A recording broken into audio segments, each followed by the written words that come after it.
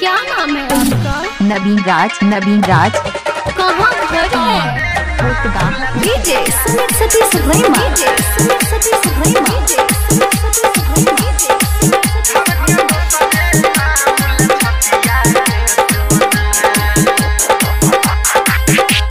मारलक वैसन मतिया धर के दोसरे नाम लछतिया गे सोना।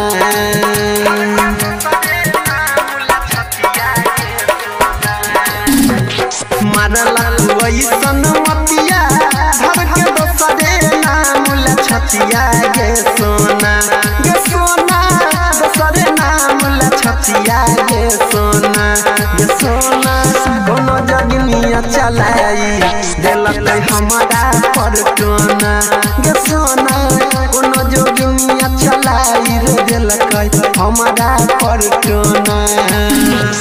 मारलक वही सनमतिया धर के दोसरे नाम लछतिया गे सोना। गे सोना दोसरे नाम लछतिया गे सोना। गे सोना कोनो जोगिनिया चलाई देलक हमारा परटोना।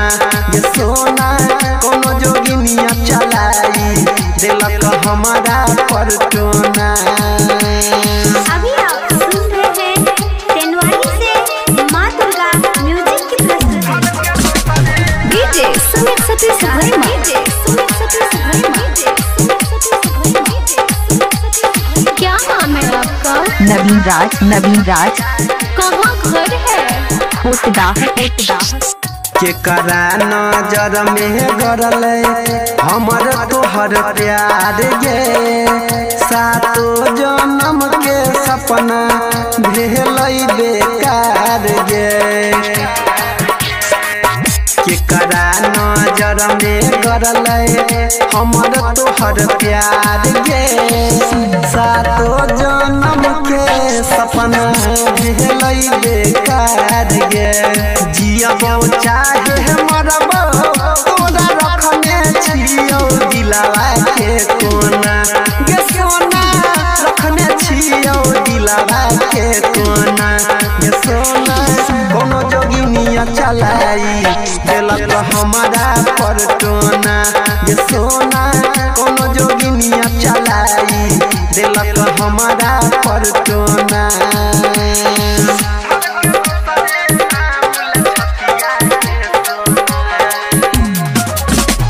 डीजे सुमित सतीश रैमा। सुमित सतीश रैमा। क्या नाम है आपका? नवीन राज। नवीन राज। कहाँ घर है? काहे ना सोहैल सनहिया काश परवाना के। कि हम बिगड़ली चाहे कोई जमाना के। काहे ना सोहैल सनहिया काश परवाना के। कि हम बिगड़ली चाहे कोई जमाना के। कहो रूपलाल परवीन अनिल मिलतौ अगिलो जन्म में तोड़ना।